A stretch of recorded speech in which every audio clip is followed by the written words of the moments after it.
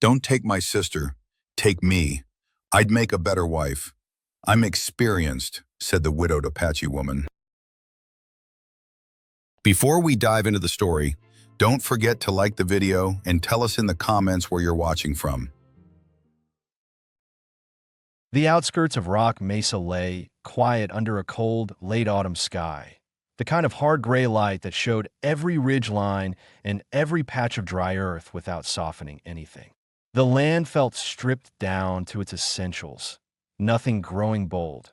Nothing moving fast. Just the steady wind pushing across the brush as if it meant to clear the whole valley. At the far edge of this open ground, a narrow dirt clearing sat between two abandoned wagon ruts. It wasn't a place travelers chose for rest. It was the kind of spot where men settled private business because no one nearby cared enough to interfere. Tala stood in that clearing because she had run out of places to hide. Her younger sister Naya had been cornered near a trading post 3 nights earlier by 2 men who insisted their dead father had loaned her a small sum of money. They claimed interest had grown. The men were lying, and everyone knew it, but no one had stopped them.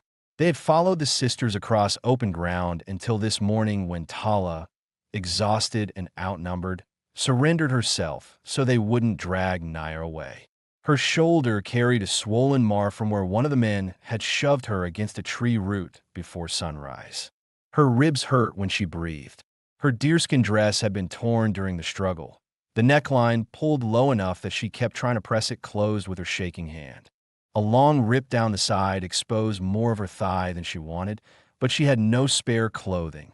Naya stood behind her sister, too frightened to speak, her hands locked around her own torn skirt.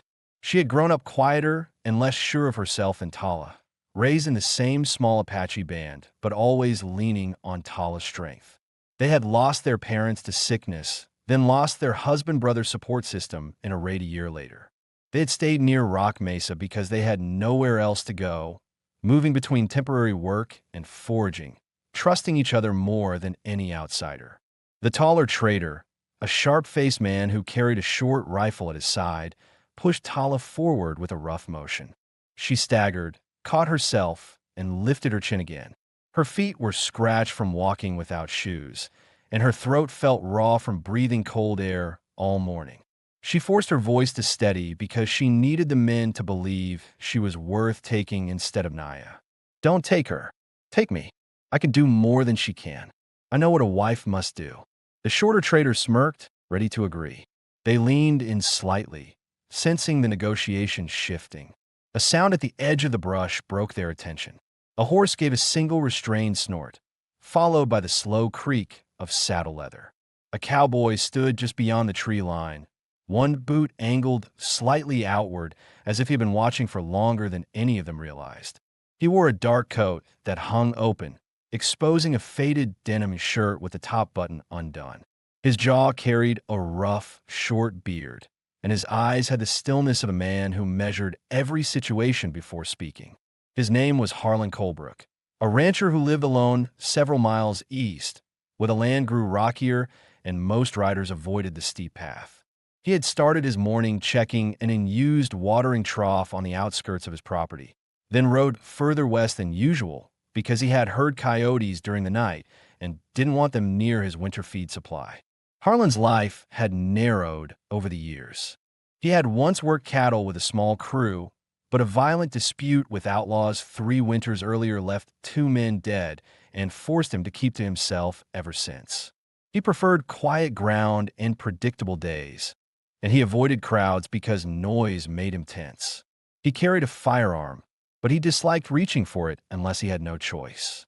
His only reason for riding near Rock Mesa today was to examine the land before moving some of his small herd east for winter grazing. He stepped into the clearing without raising his voice. His eyes stayed on the men, not the women. The traders stiffened immediately. They knew of him, a man who spoke little, fought without warning when cornered, and owned enough land to be left alone. They exchanged a look that carried calculations neither wanted to commit to. Harlan didn't speak or touch his gun. He simply stood with a posture that said he wasn't leaving.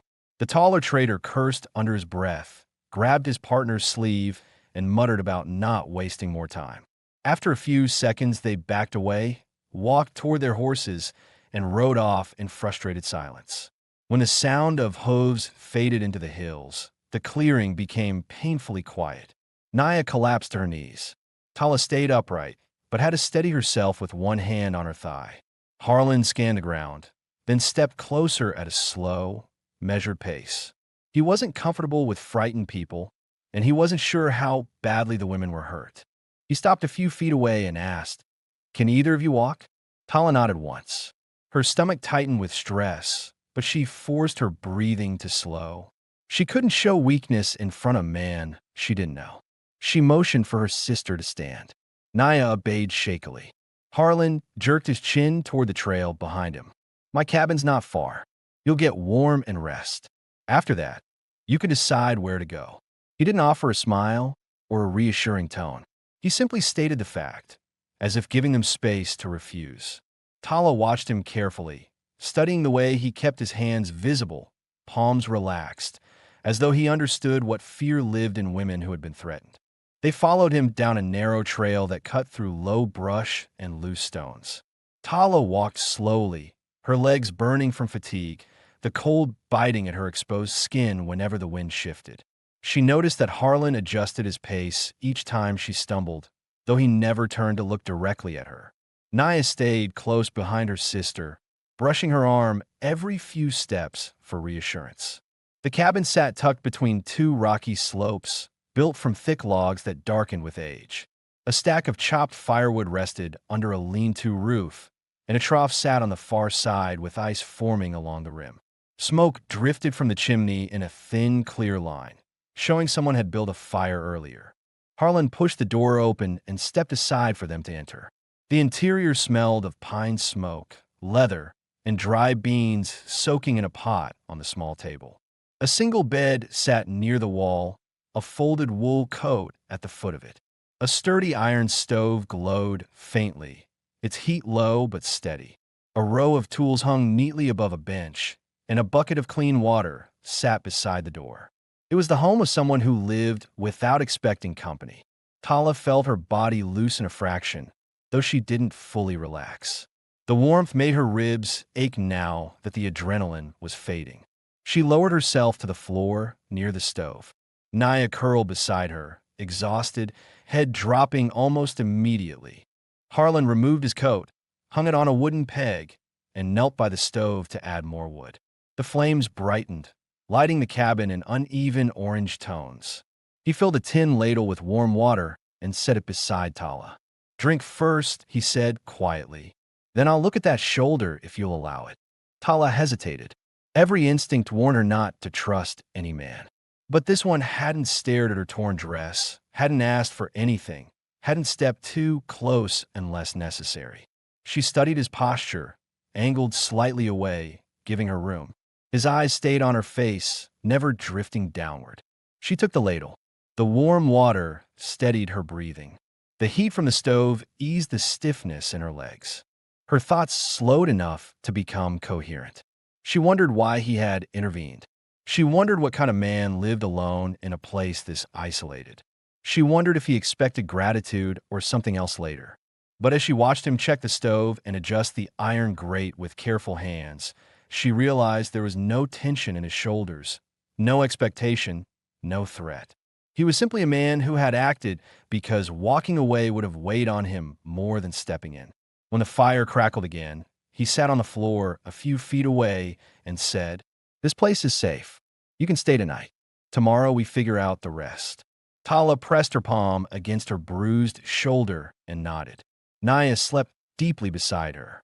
The wind rattled against the cabin walls, but inside the air stayed warm, steady, and unexpectedly calm.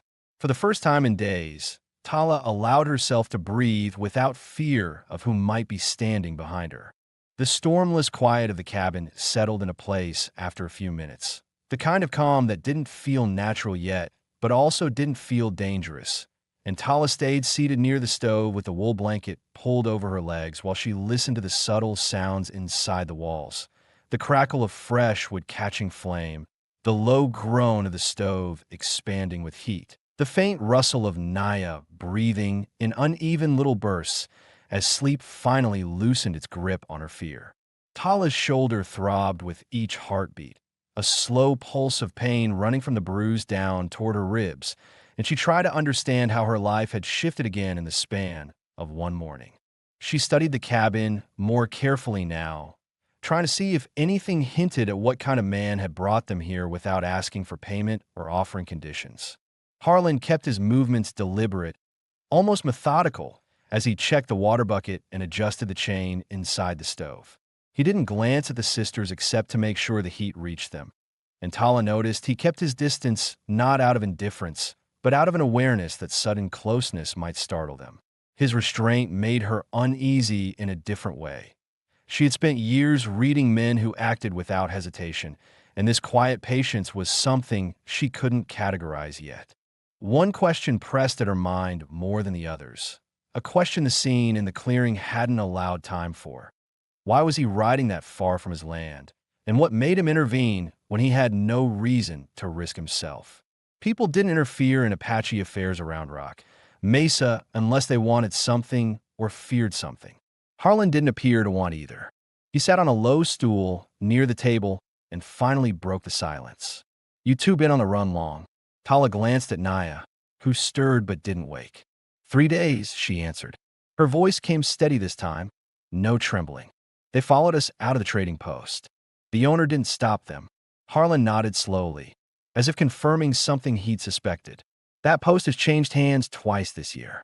New men running it don't bother with truth unless it makes money." Tala absorbed that with a quiet bitterness. It explained why no one in town had stepped forward to help. It explained why the men had grown bolder each day. Harlan reached for a small tin box on the shelf, opened it, and removed a folded strip of cloth and a smooth stone jar. He placed them on the table, but didn't move toward her yet. "I've seen men like those," he said quietly, eyes steady. "They don't take no unless someone bigger says it." Tala watched him, weighing his words. She needed clarity on something else too, something she feared to ask but needed answered for her own safety. "Why did you step in?" she asked. Harlan's posture changed, not with discomfort, but with the heaviness of someone forced to revisit a part of himself he rarely touched. "I saw a man grab you by the arm," he said. "I've seen what happens after that. Didn't intend to ride that way today, but I heard shouting." So he had been watching. Not long, but enough to understand the danger. Tala nodded once, quietly relieved. Her mind had turned in circles, wondering if he had known the traitors or had reason to return them later. Now she felt the tension under her ribs ease a little. Harlan stood and walked to a small crate near the corner, pulling out a roll blanket. "Your sister can take the bed," he said. "You'll stay near the stove for warmth." Tala expected him to offer his bed to her instead. It would not have shocked her after the life she'd lived, but he didn't. He placed the blanket on the floor and stepped back, letting her choose whether to take it. As she pulled it closer around herself, another question rose, one she hadn't allowed herself to ask in the clearing because she'd been focused on keeping Naya alive. "How long have you lived out here?" This time Harlan gave a short exhale that might have been the closest thing he had to a laugh. 6 years, he said. "Came after the trouble on the northern range. Needed quiet ground." Tala recognized the look on his face, not the details, but the weight behind the answer. People who carried damage learned to speak around it, not through it. Her silence acknowledged that she understood without prying. He sat again, pulling a small knife from his belt and setting it on the table beside the jar. "That bruise on your shoulder's starting to swell. Let me look at it before it tightens worse," he said, tone even and without pressure. "I won't touch you unless you agree." Tala studied him carefully, reading his face for impatience or expectation. She found none. She gave a small nod. Harlan approached slowly, giving her time to shift her blanket aside. When the torn neckline of her dress fell open farther than she intended, she caught the fabric with her hand, but Harlan turned his eyes to the bruised skin, not the exposed curves. He kept his jaw clenched, not with desire, but with controlled concentration. He pressed the cloth gently against the bruise. Tala hissed softly from the sting, but the pressure eased quickly. He opened the stone jar, releasing the faint smell of pine resin and mashed wild root. "This helps swelling," he explained. Used it last winter when a steer knocked me sideways. She watched him spread the bomb with measured movements, his fingers careful not to stray. He moved with the certainty of someone who had tended his own injuries too many times. Tala studied him from up close for the first time. The rough edge of a scar running just under his beard line, the faint tiredness in his eyes that spoke of long nights and few conversations, the kind of man who lived with memories that didn't quiet easily. When he tied the cloth in place, he stepped back immediately, giving her space. No lingering, no hidden motive. Naya stirred in the bed and blinked awake, confused at first, then relieved when she recognized the cabin's safety. Tala reached out and brushed her sister's hair back, giving her a small nod that told her everything was still under control. Harlan watched the exchange without interrupting. After a moment, he said, "You two can stay tomorrow, too. No reason to go back toward town until we know no one's waiting." Tala felt a tightness rise in her chest. Not fear, not gratitude, but the sudden awareness that she had never had the luxury to plan tomorrow before. She usually lived hour to hour, danger shifting quickly. Now someone else was thinking 2 steps ahead. She didn't know how to respond, so she said nothing. Harlan stood and reached for his coat. "I'll bring in more wood before dark," he said. "You should eat something when you're ready." He stepped outside, and the door shut behind him with a soft thud. Tala exhaled deeply, her muscles slowly unclenching. Naya whispered, "Do you trust him?" Tala looked toward the closed door, watching the dim light shift as Harlan walked past the window, carrying an armful of wood. "I don't trust men," she whispered, "but he hasn't given me a reason to fear him yet." It wasn't safety, not fully, but it was the closest she had come a long time. She let the warmth of the stove reach her legs and allowed herself one quiet thought she hadn't expected to have so soon. If this man meant them harm, he had already had the chance. He didn't take it. That mattered. The fire crackled softly, and Tala felt, for the first time since the chase began, that she might survive long enough to decide her own next step. The light outside the cabin shifted toward evening, turning the narrow window into a muted gray square while Tala watched the doorway with a careful stillness, waiting to hear how Harlan moved once he stepped back inside. She needed to understand every detail about him, how he handled frustration, whether he raised his voice when tired, if he expected obedience from those under his roof. These were questions any woman in her position would wonder, and none had been answered yet. Harlan returned carrying 2 armfuls of wood, his boots knocking softly against the floorboards as he stacked the logs near the stove with quiet efficiency, not glancing at the sisters except to check if they needed more warmth. His silence wasn't coldness. It felt more like someone who spent years speaking only when necessary, which unsettled Tala because she couldn't guess his thoughts. Naya, fully awake now, sat curled under the blanket with her knees drawn up, watching Harlan with wide, uncertain eyes. She had questions she didn't dare ask, so Tala spoke first.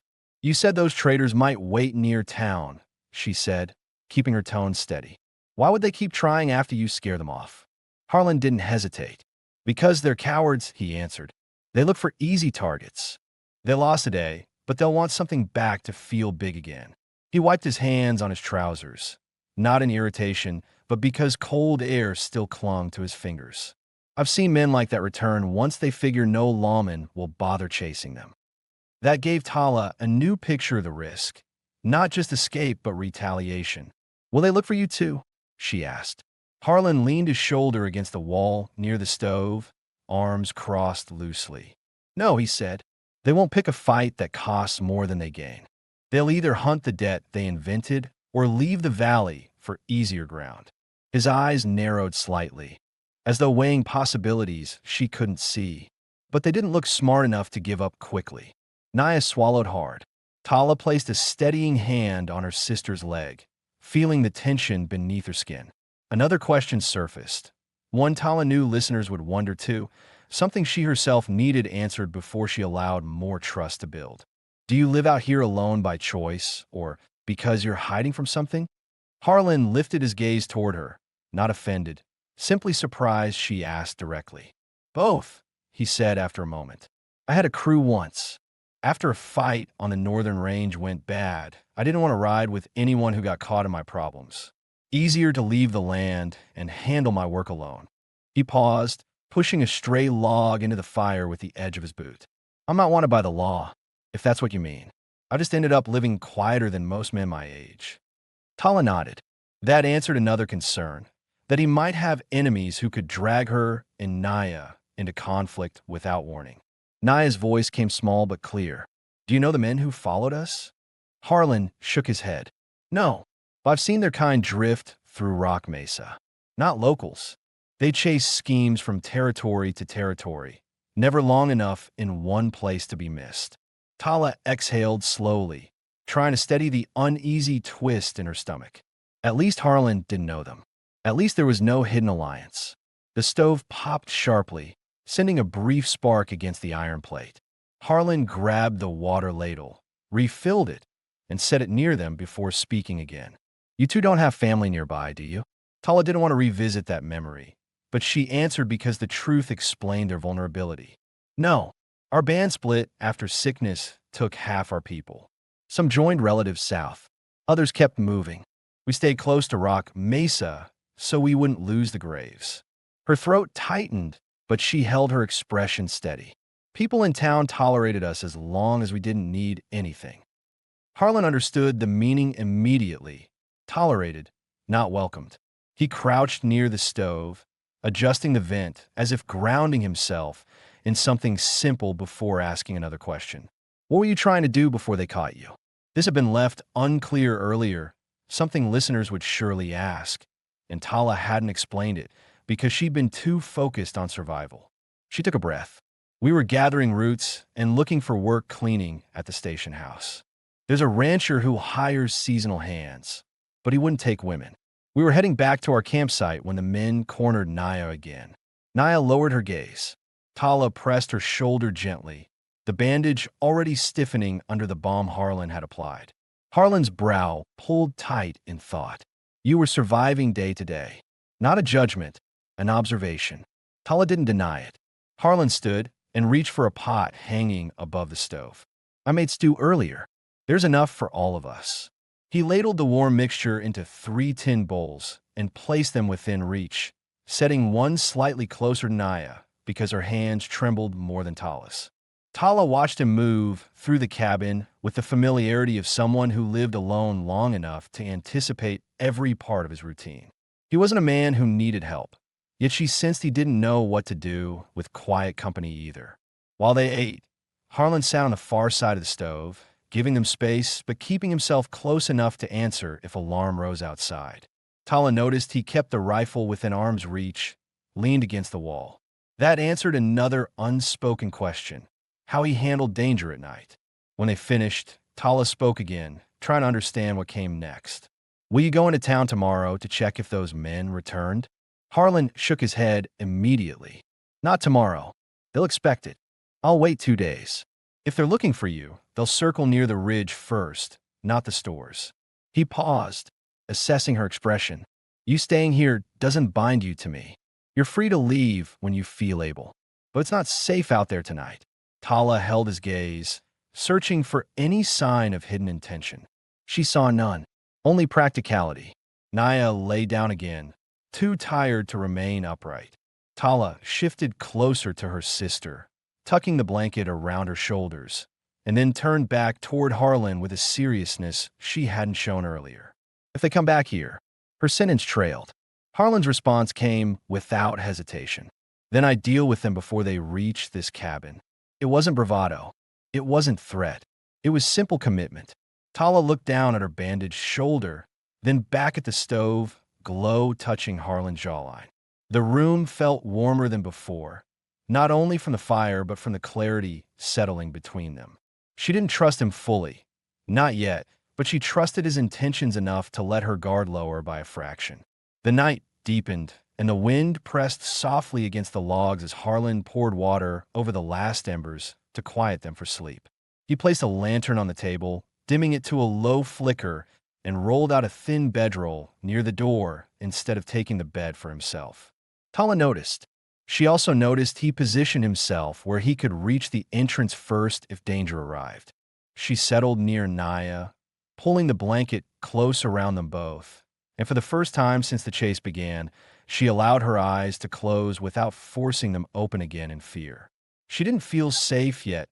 Safety wasn't something she understood anymore, but she felt watched over in a way that didn't trap or restrain her. For now, that was enough. The cabin settled into a deep, steady quiet once the lantern dimmed, and though Tala lay beside her sleeping sister with the blanket pulled tight around them, her mind stayed alert, following the soft movements in the room as she tried to decide whether this man's presence meant safety or a new kind of uncertainty. Harlan lay on his bedroll near the door, one arm folded beneath his head while his other rested loosely across his chest, his breathing slow and even, the kind of rhythm that belonged to someone accustomed to sleeping lightly. Tala watched the slight rise and fall of his chest, aware that he hadn't drifted fully into rest. He was listening, the same way she was. A question that listeners might have asked grew louder in her mind. Why was Harlan willing to risk trouble for two women he'd never met, especially in a valley where helping the wrong person could cost a man his property or reputation? She had learned the hard way that kindness often hid a debt, but his behavior so far hadn't matched that pattern. She needed more clarity before she allowed hope to settle, and she intended to get answers naturally, without making him feel cornered. The first hint came when she noticed the faint scars on his forearm, visible in the low lantern glow, short, shallow marks that looked like they came from barbed wire or narrow blades. Men earned wounds like that in fast, chaotic fights, not from ranch work alone. She wondered who he had been before solitude became his shelter. Outside, the wind loosened a few pine branches and sent them scraping lightly against the roof. The sound made Naya jolt awake for a second, eyes wide with panic until Tala brushed her cheek and whispered that everything was fine.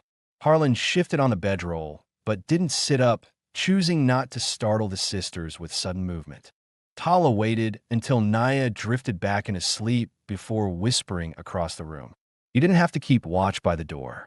Harlan opened his eyes immediately, though he didn't move from where he lay. "Habit," he replied in a low voice. "I sleep closest to the entrance when I'm not alone." Tala considered that. "You used to live with others?"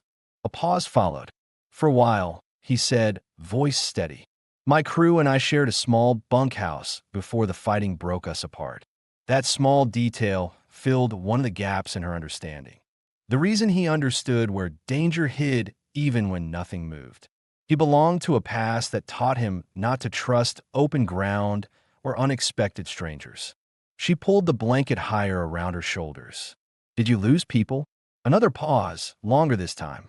"Yes." He turned his head toward the door. It happened fast. No time to fix anything. Tala didn't ask more. He had given enough for the night. As silence returned, the cabin creaked in the wind, and the dying embers glowed faintly inside the stove. Tala noticed that Harlan hadn't closed his eyes again. He was tracking every shift of air around them. She knew this because she had done the same for years, sleeping lightly, breathing shallow, waiting for threats that came without warning. She realized another question remained unresolved, something listeners would wonder. How prepared was Harlan to protect the cabin if the traders returned? His calm demeanor didn't answer that, so she watched as he finally sat up, pushing the blanket aside with a quiet movement. He rose to one knee and reached for the rifle leaning against the wall, checking the chamber quickly before setting it within closer reach. The motion was smooth, practiced. This was not a man who depended on luck. Tala felt a slow wave of relief, mixed with responsibility. They weren't defenseless here, but she couldn't let him carry the burden alone. "If trouble comes, I won't hide behind you," she whispered. Harlan blinked, measuring her tone. "You're injured," he reminded her. "I'm still able," she countered. He studied her for a moment. "Then if something happens, you stay with your sister while I take the front." "That's not weakness. That's strategy." Her chest tightened with a strange mixture of irritation and respect. He wasn't dismissing her. He was planning around her injuries. Satisfied that she'd been heard, she shifted her attention to the window. The outline of the pine trees moved gently against the sky. Another question pressed forward from the edges of her thoughts. Did anyone else know where Harlan lived? Or could the traders find this place by accident? Before she could ask, Harlan answered the unspoken worry. There's no trail leading straight here, he said quietly. A man has to know the land to find this cabin. Most riders stick to the open valley or the main road. Tala absorbed that carefully. So if they come, they'll come because they're looking. Harlan nodded. And they'll make noise doing it. The rocks will give them away. The reassurance wasn't overly confident. It was practical, grounded in experience. He lay back down, folding one arm beneath his head again. Get some rest. Tomorrow, you need your strength. She hesitated. Tomorrow for what? For planning, he said plainly. I won't make choices for you. You decide what kind of life you want after this. That shifted something inside her. Most men she had met decided for her, not with her. Satisfied with that answer, she settled against Naya, pulling the blanket up to her shoulder. The warmth of the stove seeped into her bones, and her body finally began to unclench, even though her mind stayed sharp.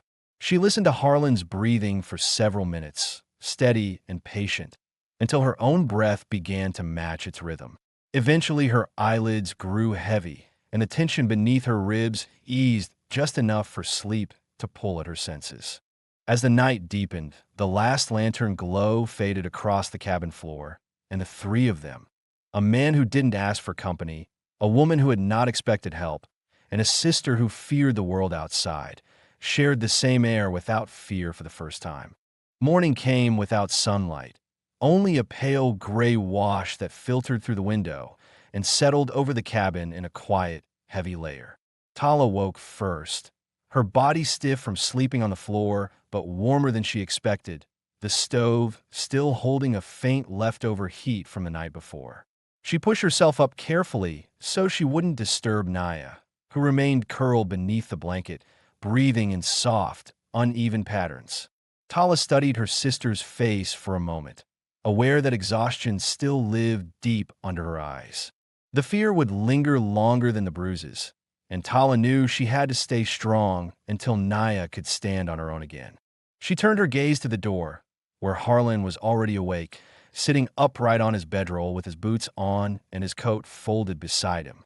He had not slept much. She could see it in the slight tightness around his eyes, but he didn't show irritation or weariness.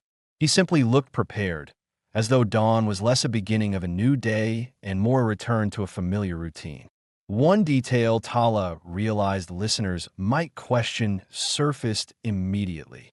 Had anyone else ever stayed in this cabin before? She needed to know what kind of life she and Naya had stepped into. She studied the room again, now clearer in the morning light. No extra bedding, no signs of recent guests. Only a single comb on the table, a few tools, and the organized order of a man who spent most of his time alone. Before she could speak, Harlan nodded once to acknowledge she was awake. There's water on the stove, he said quietly. It'll warm fully soon. His voice held no strain, no awkwardness about sharing his home with two women he barely knew. Tala stood, feeling the ache in her shoulder, but she hid the wince as she wrapped the blanket tighter around herself. Did you hear anything in the night? Harlan reached for a tin mug, filling it with the water that had begun to steam. Couple of coyotes near the outer ridge, he answered, handing her the cup. Nothing human. That mattered. It told her they weren't being tracked yet. He glanced toward Naya. Your sister needs rest. She shook all night, even while sleeping. Tala appreciated that he noticed without making Naya feel weak. She's been frightened for days, Tala said. It's catching up to her. Harlan took a breath, as though weighing whether to say more. You two can stay until she's steady enough to make choices. No hurry. Tala didn't expect that. He was offering safety without expectation. But she still needed answers the listeners would want clarified. What will you do today? She asked. Harlan stood, pulling his coat over his shoulders. Check the traps east of the ridge, he said. I've got ironjaw traps set for wolves. Haven't checked them in 5 days. He paused, then added, I won't go near town. No reason to risk drawing attention. Tala followed his movements. Every step he took seemed purposeful, the pace of a man who worked by habit and calculation. Will we be safe here while you're gone? Harlan met her eyes directly. Yes, he said, tone steady. But I'll show you what to do if someone approaches. He walked to a small shelf near the wall and pulled out a short-barreled shotgun, worn but well-maintained. Tala stiffened instinctively, but he held the weapon carefully, angled down so she wouldn't feel threatened. This stays behind the stove, he explained. He opened the chamber, showing her the shells inside. If someone knocks and doesn't speak first, you keep it pointed at the door. Don't fire unless you're forced. Tala listened intently, absorbing the instructions. I've used weapons before, she said quietly. Harlan gave a slight nod, accepting that without judgment. This one kicks harder than what you're used to, so brace your shoulder. The exchange added a new layer of understanding between them, both survivors of different pasts, both unwilling to be helpless. Naya stirred, lifting her head from the blanket. Where's he going? She asked groggily. Tala knelt beside her sister. Just out checking traps. He'll come back before long. Naya's eyes flicked toward Harlan, uncertain. He responded simply, You're safe here. The reassurance seemed to land gently enough that Naya eased back into the blanket. Tala realized another gap needed to be filled. What kind of life did Harlan have out here, and what exactly did he do each day? No one knew him well enough in town to answer. Before he could step outside, she asked, What work do you do besides raising cattle? Harlan paused at the doorway, as if surprised she wanted to know. I cut timber for winter, trap small game, grow a bit of grain when the season cooperates. Trade with the post only when needed. He shifted his hat into place. I don't depend on people much. Easier that way. Tala thought about that as she watched him strap on his holster. A life built from independence was safer but lonely. She wondered if he ever missed the sound of another person's voice. Before stepping outside, he added something unexpected. You'll see a box on the shelf with dried corn and beans. Use what you need. There's jerky too. I don't keep food locked. That detail made the cabin feel less like a temporary refuge and more like a place where trust might slowly grow. Harlan stepped out into the crisp morning, closing the door behind him with a firm but quiet hand. Tala listened to the fading crunch of his boots moving down the path. Naya sat up, pulling the blanket closer. Do you think he'll really come back? Naya asked, the insecurity revealing itself again. Tala looked at the door, recalling Harlan's calm, steady tone. Yes, she said. He's not running from us. She stood and moved around the small cabin, taking stock of the supplies, checking the windows, and memorizing the location of the shotgun. She found a small locked cabinet beside the stove and wondered what was inside. Some listeners would have wondered the same, imagining hidden letters or past regrets. Tala tried the handle, but it didn't budge. She didn't force it. If Harlan wanted her to know, he would say so in time. Instead, she focused on building the fire back to strength, clearing the table, and rinsing the tin bowls with the leftover warm water. Each small task steadied her nerves. It also gave her time to consider how much their lives had changed in a single day. By the time she finished, the room felt warmer, the air less heavy. Naya sat near the stove, eyes half closed, absorbing the heat. Tala sat beside her, pulling her dress more securely across her chest where it had torn. As she adjusted the fabric, she found herself thinking of Harlan's eyes the night before, how they had held no hunger or judgment, only caution and fatigue. That alone made something in her chest loosen, something she hadn't felt in months, relief without cost. When the wind shifted outside and the trees rustled sharply, Naya flinched. Tala wrapped an arm around her sister's shoulders. He'll be back soon, Tala whispered, and when he returns, we'll know what comes next. For the first time since the chase began, the uncertainty felt survivable. The morning stretched on with a slow, uneasy quiet, the kind that made Tala track every sound outside the cabin as she worked. She kept the fire steady, stirred the pot of warming beans, and checked the shotgun placement twice, even though she already knew exactly where Harlan had left it. Naya drifted between sleep and wakefulness, her nerves worn thin from the days before, and Tala let her rest because she needed strength more than conversation. The cabin's stillness made time feel heavier, and Tala caught herself listening for Harlan's footsteps long before she expected him to return. A question pressed at her mind, one she knew listeners would share. Could the traders find this hollow, even if they weren't looking for it? Tala moved toward the window and scanned the ridge. The land outside was open enough that anyone approaching on foot or horseback would have to cross a stretch of rock that echoed under weight. She reasoned it would be hard for anyone to slip close without noise, but the idea still unsettled her. She needed to understand how hidden they truly were. Naya finally sat upright, rubbing her eyes. "Is he still gone?" she murmured. "He'll return," Tala answered, though she also felt the slow rise of tension in her chest. He said he wouldn't go far.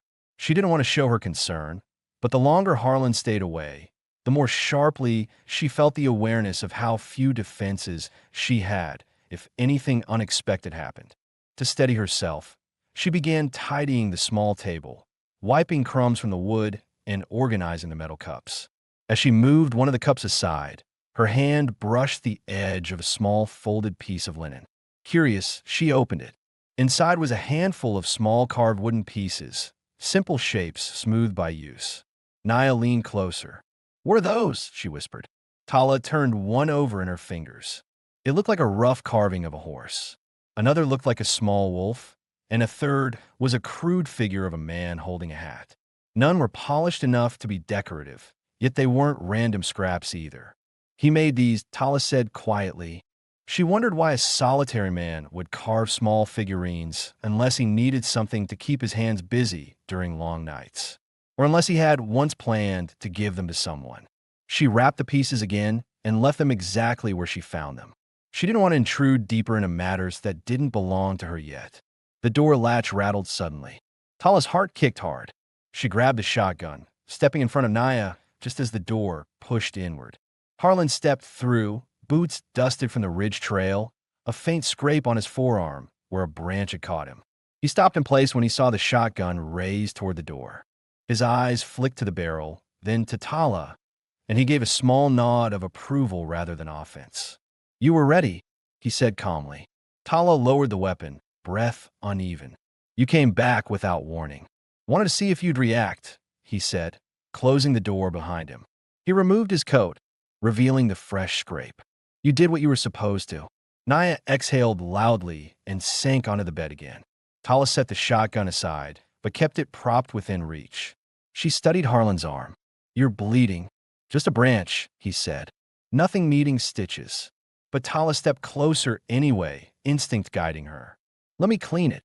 Harlan hesitated for a brief second and used as someone tending to him, then nodded once. She retrieved a cloth from the shelf and dipped it in warm water. When she pressed it gently to the scrape, he held still, watching the floor rather than her face.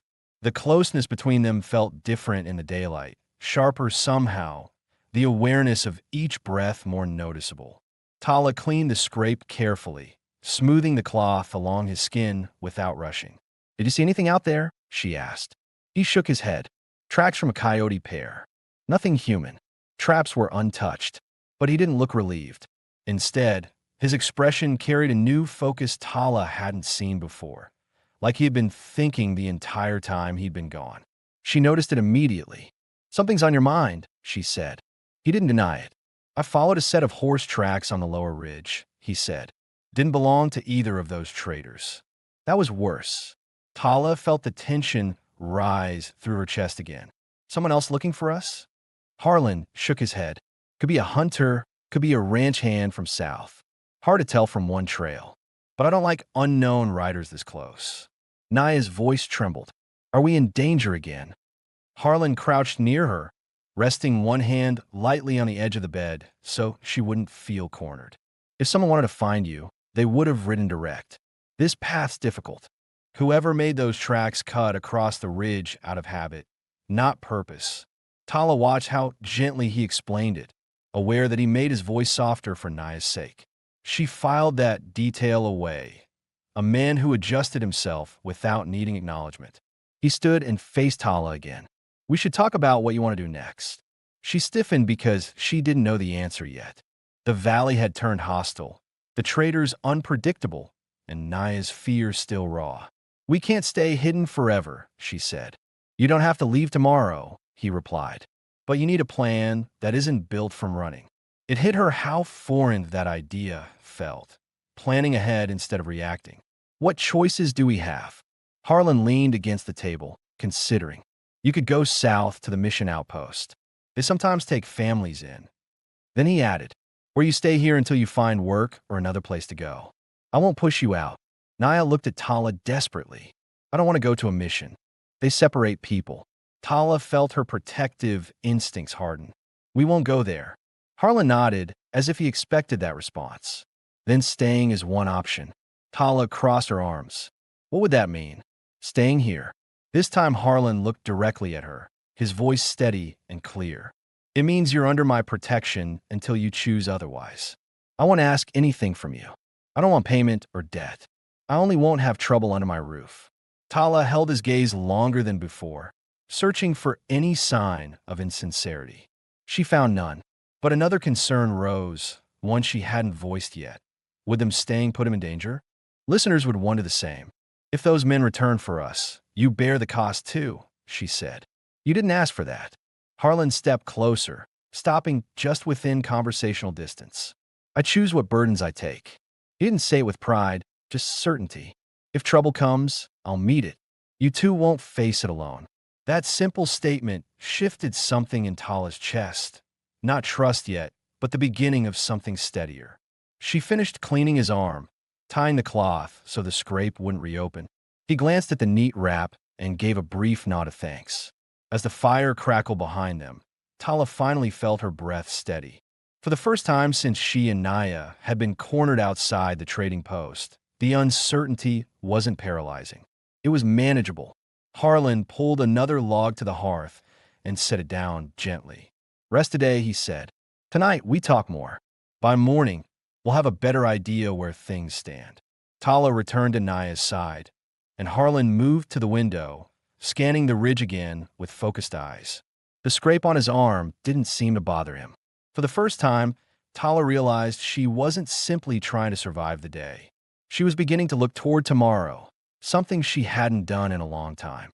The day moved slowly, and by mid-afternoon the light outside shifted into a flatter gray that made the ridge look closer than usual. Tala kept watch from the window whenever Harlan stepped away from his usual line of sight, because even though he claimed the cabin was hard to find, she needed to see the land for herself. The more she studied it, the more she realized how cleverly it was positioned. Two sloping rock faces narrowed toward the hollow, creating a natural funnel that amplified noise.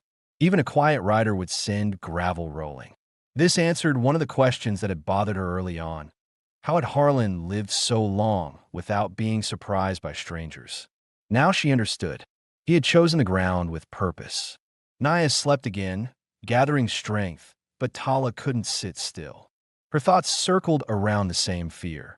If the traders returned, they wouldn't come with empty hands. They would bring anger, a weapon, or worse, reinforcements.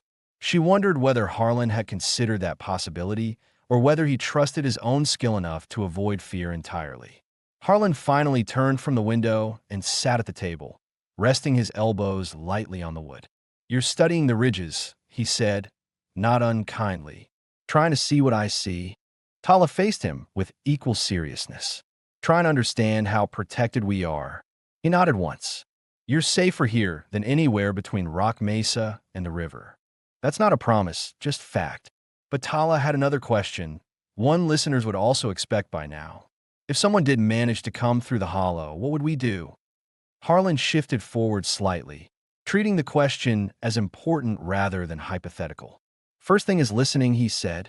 You'd hear them before you saw them. Rocks don't lie. Then he pointed toward the narrow gap between the two cliffs.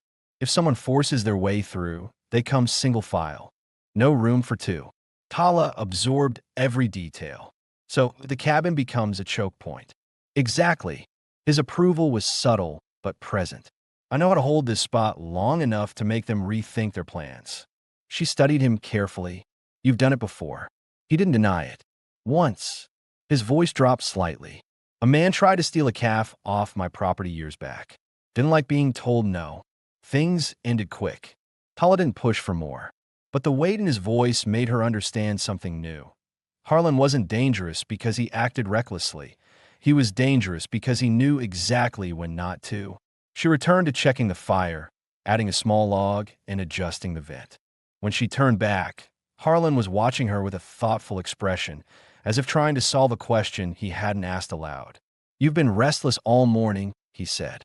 "Tell me what's running through your mind." Tala hesitated. Vulnerability wasn't something she offered easily. "I keep thinking about what comes next. You said we need a plan. I don't know what choices we actually have." Harlan didn't rush to answer. He leaned back slightly, letting the comment settle between them. "You have more choices than you think," he said. "But none of them work unless your sister recovers." Naya stirred at the mention of her, rubbing her eyes and blinking toward the fire. She looked stronger than yesterday, but still worn. Tala brushed Naya's hair with a gentle hand. "She'll regain strength," Tala said, more confidently than she felt. Naya sat up fully and wrapped the blanket around her shoulders. "What are you talking about?" Harlan answered for Tala. "I want to know what you two want for the future. Staying, moving on, finding work, whatever it is, it needs a clear path." Naya looked down at her hands. "There's nothing left for US and Rock Mesa." Tala agreed silently. The town had watched their suffering without lifting a hand. Returning made no sense. A question formed in Tala's mind, one she hadn't dared ask before, something any listener would also be curious about. What did Harlan want in all this? He had offered refuge, protection, even a place to stay. But why? She approached the table and sat across from him. "What about you? What do you want out of your life here?" Harlan held her gaze for a moment, then looked toward the window, as if trying to imagine his own answer. "I didn't expect company," he said. "Didn't expect I'd ever have it again." Tala listened closely. "But now you do." His eyes returned to her. "Now I do." He paused, choosing his words. "I won't pretend I know the right answer yet, but I'm not turning either of you away." The honesty in his voice settled something inside her, steadying the ground beneath her feet. For the first time since she arrived, Tala considered the possibility that this place could be more than a temporary refuge. But the moment wasn't finished. There was another missing piece, one that had been quietly bothering her since yesterday. "Why carve those little figures?" she asked carefully. Harlan blinked in surprise before letting out a low breath. "Those? I found them under the cup on the table." He rubbed the back of his neck, unsure how to explain. "Made them during winter nights. Helps keep my hands occupied." He hesitated, then added something unexpected. "Used to think I'd give them to my brother's kids someday, but that chance is gone." The revelation hit Tala sharply. She hadn't known he once had family nearby, or that he had lost them. Naya swallowed hard. "What happened to them?" Harlan's expression tightened, not with anger, but with memory. "They moved away years before the trouble. Had a ranch near the border. Disease took them. Nothing to be done." Tala felt her chest pull tight. "I'm sorry." Harlan nodded once in acknowledgement, not needing sympathy, but accepting it gracefully. The room fell into a thoughtful quiet, and the weight between them shifted into something real and shared. They weren't strangers anymore. They were three people carrying separate pasts into the same space. Outside, a sudden clatter of loose stones echoed across the ridge. Harlan rose instantly, hand on his holster, his body shifting into readiness without panic. Tala moved toward the shotgun, adrenaline snapping her thoughts into focus. Naya froze, eyes wide. Harlan lifted a hand, signaling them to stay silent. Another small crash of gravel came from the left slope. He whispered, "Something's moving near the hollow." Every muscle in Tala's body tightened.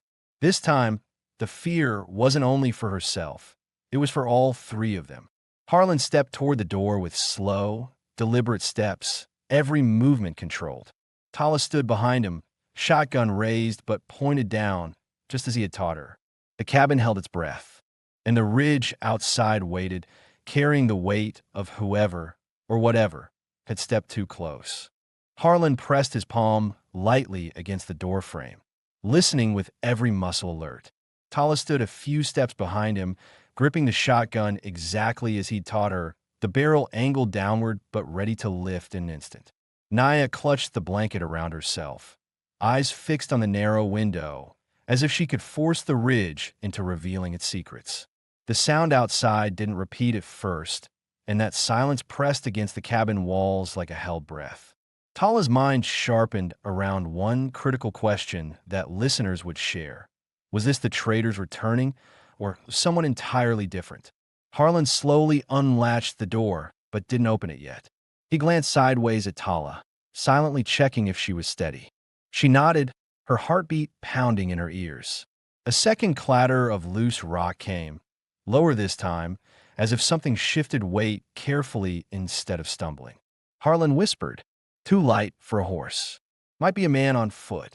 Could be an animal. Stay ready." He cracked the door an inch and peered through.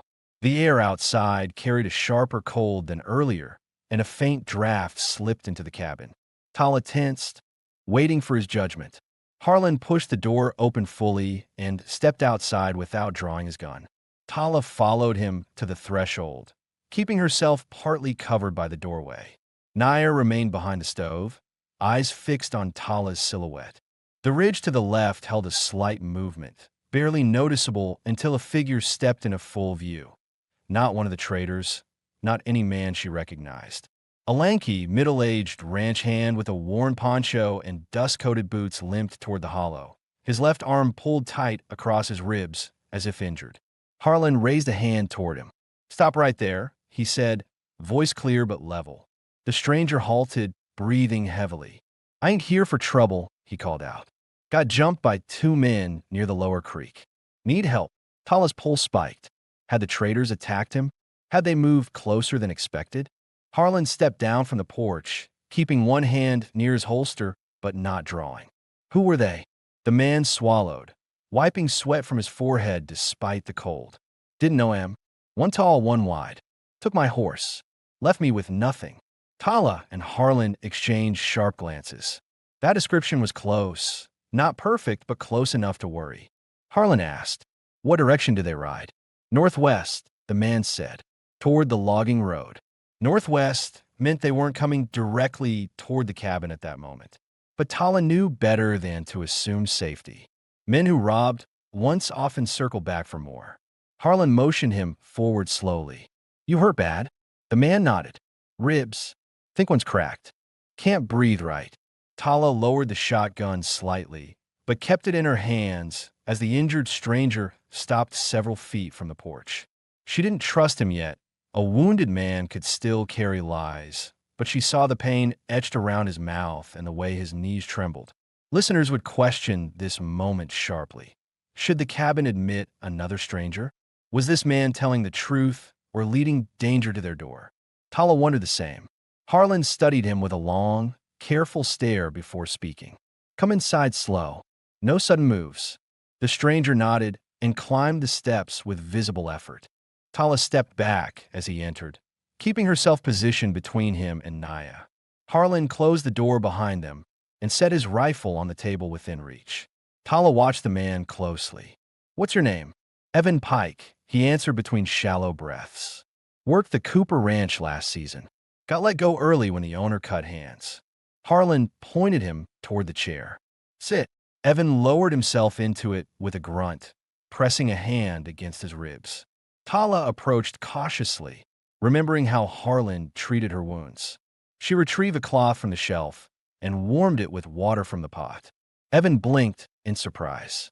"Didn't expect kindness from folks out this far." Harlan replied with no softness. "You're hurt. That's enough reason." But Tala noticed he kept one eye on Evan's hands while she worked. As she pressed the warm cloth gently against Evan's ribs, she asked, "Did they say anything when they took your horse?" He winced from the pressure, but answered clearly. "Something about heading toward Rock Mesa if business didn't work out. One of them kept talking about a debt. Didn't make sense to me." Tala felt the blood drain from her face. They were still chasing her, still circling, still determined. Harlan absorbed the information with a quiet shift in his posture. "They're moving around the valley," he said, mostly to Tala, "but they haven't found a fixed trail. That means we still have time." Evan caught the tension. "You expecting them to come here?" Harlan didn't answer directly. They won't find this cabin unless led to it. Evan frowned. I ain't leading no one. Hell, I barely made it through the rocks without falling. Tala studied Evan's expression, the fear, the exhaustion, the honesty in his voice. He didn't seem like a spy or a threat, just a man caught in the wrong place at the wrong time. Harlan asked, "Can you travel tomorrow?" Evan shook his head. "Ribs won't let me. Need a day, maybe two." Tala exchanged a look with Harlan. She could see the conflict in his jaw, the instinct to help versus the risk of bringing someone injured into his already complicated situation. But Harlan finally said, "You can stay in the storage shed tonight. Warm enough with blankets. You'll be safer there than wandering." Evan nodded gratefully. "I'll take that. Don't want to trouble your home more than needed." Naya whispered to Tala, "Is he safe?" Tala answered softly, "He's hurt. That's all we know so far." Harlan lifted Evan by the arm and escorted him outside toward the shed, moving slow so the man wouldn't collapse. Tala watched them through the window until the door shut behind them. When Harlan returned, his expression had hardened. Not angry, focused. "Those men are circling the valley," he said. "We need to prepare for the possibility they'll try the ridge again." Tala tightened her grip on the shotgun. "Then we'll be ready." Harlan stepped closer, his voice steady, not cold. "You won't stand in front of danger alone. Not anymore." For a brief moment, Tala felt the air shift between them. Something unspoken settling in. Something that made her chest warm despite the fear. The cabin quieted again, but the silence no longer felt empty. It felt like the final breath before a storm reached the door. The night settled heavy over the hollow, thicker and quieter than any previous evening, as if the land itself sensed that something had shifted. Tala sat near the stove with a shotgun resting across her knees while Naya slept against her side, and every faint sound outside made Tala's heart beat harder. She wasn't afraid the way she had been days ago. She was guarded, ready, aware that the men circling the valley would not stay away forever. What troubled her most wasn't their return. It was not knowing whether they had discovered Evan's trail or if they had learned that Harlan's cabin sheltered the sisters they had tried to take. Harlan returned from checking the shed and closed the door with a firm, deliberate motion. His face showed the calm concentration of a man who had prepared for every possible outcome. "Evan's resting," he said, pulling off his coat. "He won't be in danger out there. I'll lock the shed door from the outside in case he tosses in his sleep. It'll hold." Tala didn't miss the extra layer of protection. Harlan wasn't just sheltering the man. He was keeping him separate until he could be certain the stranger brought no hidden risk. This answered a question Tala had pushed down earlier. Could Evan be trusted to stay neutral if the traitors appeared? The locked shed meant Harlan would control that decision himself. He walked to the window and pushed the curtain aside with 2 fingers scanning the ridge. "If they come tonight," he said quietly, "they'll use the lower path. It's the only one that hides their approach long enough to think they're clever." Tala stood, her bruised shoulder aching as she lifted the shotgun. "What do you want me to do?" Harlan turned toward her, and for once, his expression softened with something close to admiration. "Stand behind me if trouble arrives. You're brave, but your shoulder won't hold steady aim for long." She stepped closer, unwilling to be dismissed. "I won't let you face them alone." He held her gaze for a long moment. "I'm not asking you to hide. I'm asking you to stay alive." There was no heat in his words, just sincerity. Naya woke at the sound of their voices and sat up, clutching the blanket. "What's happening?" Tala brushed a hand through her sister's hair. "We're watching the ridge, that's all." But Naya's fear mirrored her own uncertainty, prompting a question she realized listeners would share. Would Harlan abandon the cabin to protect the sisters, or stay and fight no matter the odds? Harlan answered without being asked. "We stay," he said firmly. "This cabin gives us the advantage. Out there, the dark belongs to them." Tala felt a steadiness settle through her. Whatever happened, Harlan had already chosen his ground. A sharp crack of stone shattered the stillness outside. All 3 froze. Harlan stepped to the door, gun in hand, and motioned for Tala to stand to the right side where the log wall provided cover. She moved silently, her breath tightening as the gravel outside shifted again, slower this time, deliberate. Someone was trying to mask their approach, but failing against the echoing rock. Harlan cracked the door open. The moon provided just enough light to see two silhouettes at the mouth of the hollow. The traitors. They weren't hiding now. They were advancing with clear intent. Harlan stepped outside, closing the door behind him but keeping his body angled so he could still speak loud enough for Tala to hear. Tala remained near the window, watching every movement through the narrow gap. The taller traitor called out first. "We came for what's owed. You got two women in there that ain't yours." Harlan stood still, shoulders squared. "You're not taking them." The shorter traitor laughed. "Didn't come to negotiate, friend." Harlan's voice lowered. "Then you made a mistake." One traitor reached for his holster. Before he could draw, Harlan struck first, a clean, controlled shot that sent the man sprawling into the dirt. The second traitor bolted behind a rock outcrop, firing wildly. A bullet scraped across the cabin wall with a harsh crack. Tala ducked low and pulled Naya to the floor. "Stay down." She crawled to the window's corner and lifted the shotgun, keeping it steady just as Harlan had trained her. She glimpsed movement, the second traitor trying to flank left.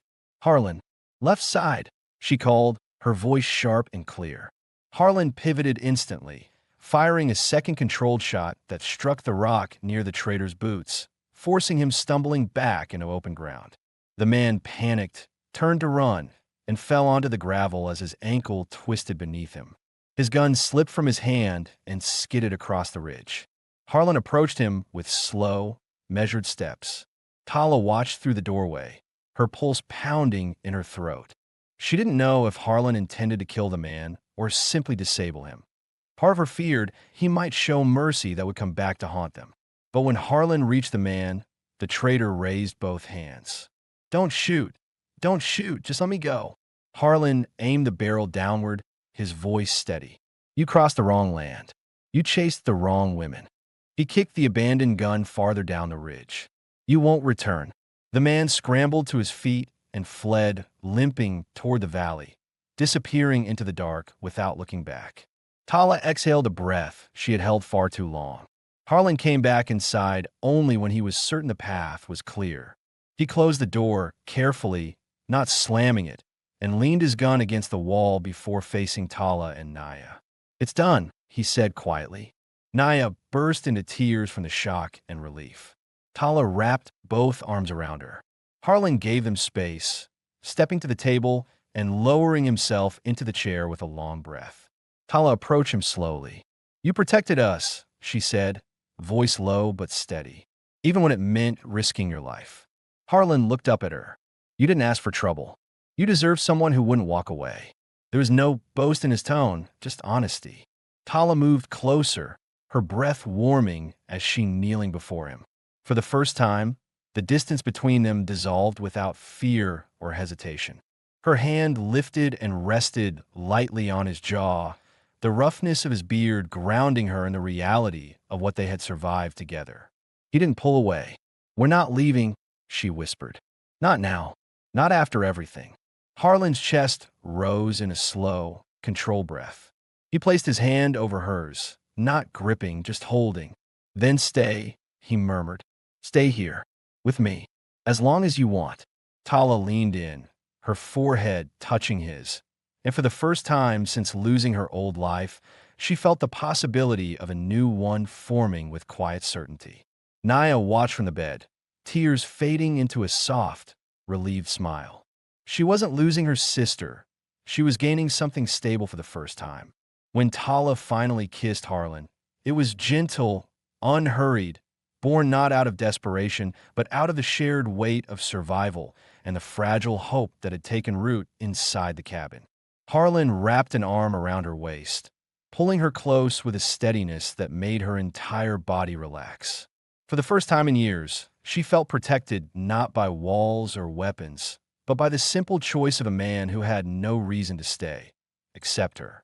The stove glowed warm, the wind eased outside, and the cabin, once a place of isolation, became a home built from quiet decisions and mutual trust.